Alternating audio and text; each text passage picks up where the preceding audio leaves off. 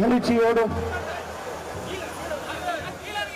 மகிழ்ச்சியோடும் ஆர்ப்பாட்டத்தோடும் அறவழிப்போடும் மிக எழுச்சியாக நடைபெற்றுக் கொண்டிருக்கிற அந்த வரவேற்பு நிகழ்ச்சிக்கு எனக்கு முன்னாலே தலைமையேற்று உரையாற்றி விடைபெற்று சென்றிருக்கிற என்னுடைய அன்பு சகோதரர் ஆதிதிராவிட நலத்தினுடைய அமைச்சர் மரியாதைக்குரிய மதிவேந்தன் அவர்களே,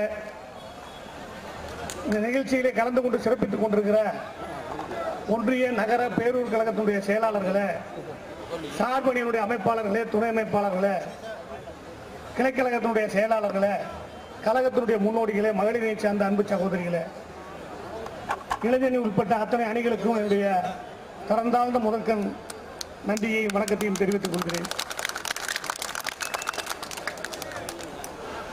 மிகச் சிறப்பான வரவேற்பு, எழுச்சியோடு நடக்கின்ற வரவேற்பு. அமைச்சர் அவர்கள் குறிப்பிட்டதைப் போல தலைவர் அவர்களும் துணை முதல்வர் அண்ணன் சின்னவர் அவர்களும் என்னை நம்பி இந்த பொறுப்பை கொடுத்திருக்கிறார்கள். அந்த பொறுப்பை நிறைவேற்றக்கூடிய வகையில் 3 தொகுதியிலும் வெற்றி பெற்று அடுத்து அமையப்போகிற தளபதியினுடைய ஆட்சியிலே 234 200+ இருக்க வேண்டும் என்று சொல்கிறார்கள். அந்த அதிலே நம்முடைய 3 தொகுதியும் இருக்க வேண்டும் என்று சொன்னால் எத்தனையோ மனமாச்சரியம் இருக்கலாம், எத்தனையோ உணர்வுபூர்வமான நிகழ்ச்சிகள் இருக்கலாம்.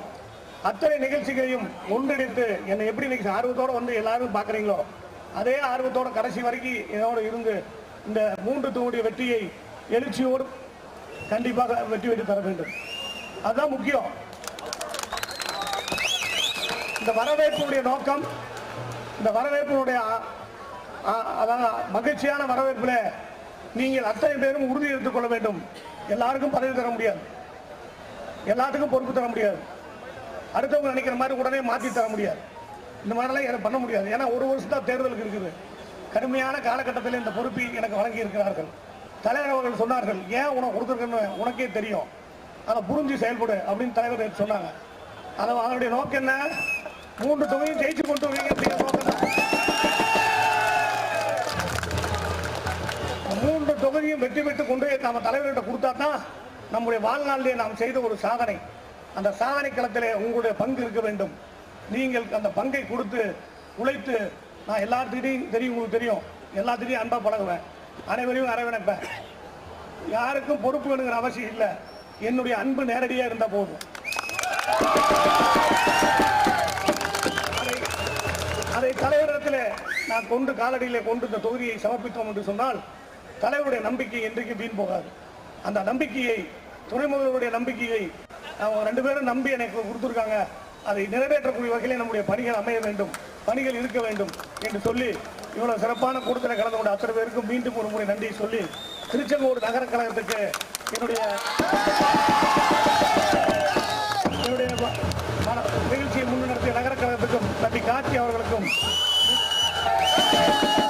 நகர கழகத்தின் நிர்வாகிகள், நகரமன்ற தலைவர், திருச்செங்கோடு குமாரபாளையம் உள்ளிட்ட அத்தனை நண்பர்களுக்கும், பரமத்திவேலு தொகுதியில் வந்திருக்கிற அத்தனை நண்பர்களுக்கும், 3 தொகுதியில் வந்திருக்கிற அத்தனை நண்பர்களுக்கும் என்னுடைய மனமார்ந்த நன்றியை தெரிவித்து நான் விடைபெறுகிறேன். நன்றி, வணக்கம்.